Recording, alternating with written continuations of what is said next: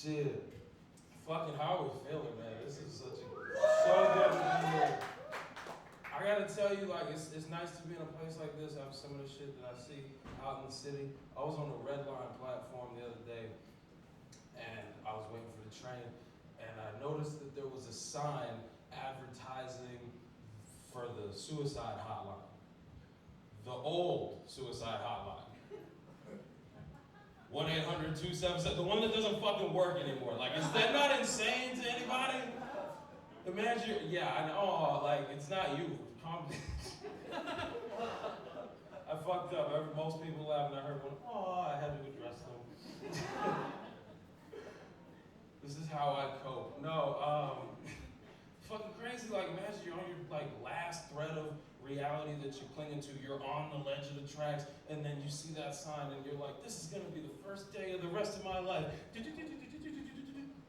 I'm sorry, the call you have reached has been disconnected. Fuck! Like, I'd say sue the city, but that's hard to do from the third rail, you know, like.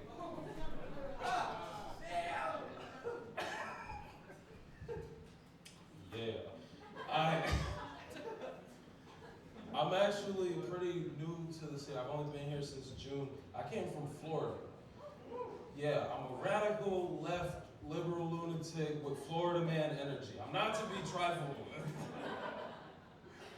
Nah, but I was not expecting how cold it was gonna get this early in Chicago. Like, it's been so cold that I wrote my letter to Santa last night, and the only thing I wished for was for somebody with hot breath to talk to me.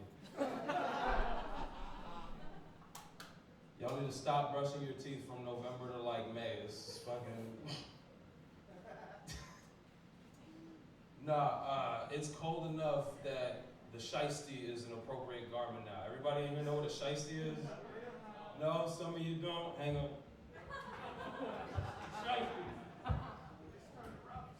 Shiesty, right? Wintertime is the only time that the shiesty is an appropriate garment, okay? The whole reason it is called the shiesty is because of what it's used for in the off-season. That's it. Outside of from November to like April, if you see somebody with one of these on, they're on their way to do some crime or some gay shit. That's. It's funny, I've walked into places with like forgetting to pull this thing up, and people tell me that I. The guy in front was like, oh no, you wouldn't. Not on my watch, no. Fucking people see me with the whole like masked up, and they're like, you look like a problem. And I don't know, when I look in the mirror, when I got the shiesty pulled down, I feel like I look kind of friendly.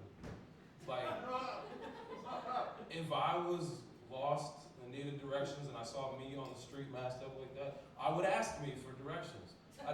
I'd even break the barrier of like physical contact to do it. I'd tug on the back of his big ass coat, and I would just be like, hey sir, I'm kind of lost. What's the closest place I can go purchase a cocaine?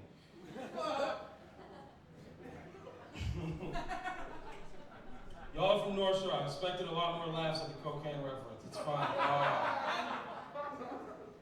Nah, I don't know. I like it, but I can't afford to like it, so I don't like it. You know what I'm saying? It's kind of crazy. Also, I had to do a little bit of jail time once for liking it. Not a fun situation, okay? It's not fun going to jail for something so stupid when you fancy yourself as a smart person. Like, for 4.5 months, I had to take orders from people who spelled the word trustee with a Y. That really hurt my heart. Like, it was fucked up. The only thing I could do to try to stave off the brain rot was play Scrabble, right? But I'm playing against a bunch of dudes in jail. Like, the shit would get heated. One time I'm playing with a dude named Freeman, and he plays glove for a triple letter and a triple word score. And I was like, fuck that, bro. I challenge. G-love is not a goddamn word. I felt awfully stupid as soon as I said it. But in my defense, he spelled it with a U. Yeah, another way that we would pass the time was play basketball. At one point, I was in a housing unit where the only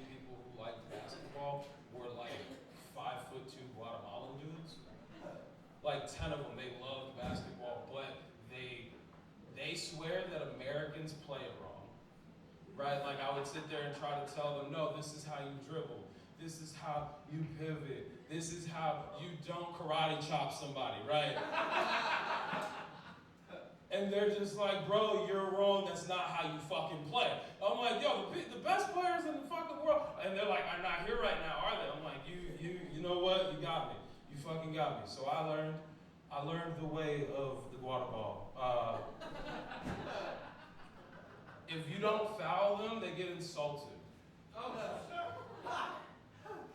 Like I'd sit there and try to like cleanly block shots, and they're like headbutting my elbow to try to get contact. I'm like, this is insane.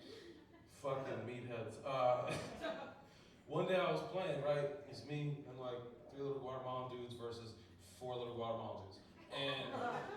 And the ball goes loose and starts rolling toward like the out of the playing area. And my teammate and another guy both dive on the floor at the same time, and they're like, ain't no ref, ain't no jump ball, it's to the end, like, fuck that. Somebody dives, they dive, you know what I'm saying? Like, so I'm like, come on, get that shit, get that ball, you're stronger than him, he's sweet, fuck that. And then one of my teammates comes to help, and I'm like, yeah, fuck that, ain't no laws in this shit, you get that fucking ball. And then he started tickling the guy from the other team to knock the ball loose, and the ball rolled out right past my feet. I just watched it go into the bushes. I was like, I'm gonna go lay out in the sun with these white guys over here, actually. Y'all fucking tripping. Tickling! Yeah. I gotta stop doing it. That's not even my thing. No, here's the thing. There's a comedian on the scene, right? I'm gonna shout him out right now, named Todd Douglas. He's phenomenal. And he's funny to me. Like, you know how when one of your favorite comics that's famous says something and you just can't stop, like, unconsciously saying it, and you're like, that's what that is. So the fucking, yeah. Like, y'all gotta look up Todd Douglas, man. He's funny as hell. As I said, I'm kind of new to Chicago, kind of new to the vibes, right? Like, a lot of people try to tell me shit to scare me about the city, and then I get here, and some nights it's just like tumbleweeds and shit. Like, it's like I didn't know what the actual vibe was, what to believe. Some people were like, oh, you're gonna end up in a gang and die. And other people are like, they're gonna turn you gay. And I'm just like, these are 2 really extreme reputations for the same city to have, am I wrong? Fucking, so I don't trust what people tell me. I trust what I can like see and know. One of the things I trust the most is park benches, right? Because the information on a park bench don't never lie. It might be weird, but it don't never lie. So one day I live in Humboldt Park. I'm walking through Humboldt Park and I see a bench, and I see a bunch of graffiti on the bench, and right next to each other is some gang tags and a message that says, protect trans lives. And then I was like, actually, these are the 2 most appropriate reputations that this one city could possibly have. But I knew right then and there what the vibe of the town is. See, because now I walk around any time of day, any street, with no fear that if somebody tries to run me down on some tough shit like, hey, what's up, bro? Who the fuck you know? What you doing around here? I'll be like, listen, man, I don't want any trouble. I'm just a Latin queen trying to make it in this world.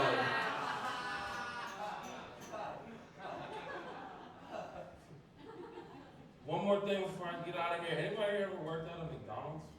Of course not. Y'all from the North Shore. I worked there for a few years. That was one of the most stressful times of my life, because that was a really stressful job. The job was so stressful, one of my coworkers killed himself in a break room. And our boss found him 2 hours later and said, he better be off my clock hanging around like this. I've been Johnny Torres. Follow me on Johnny Torres Comedy on Instagram.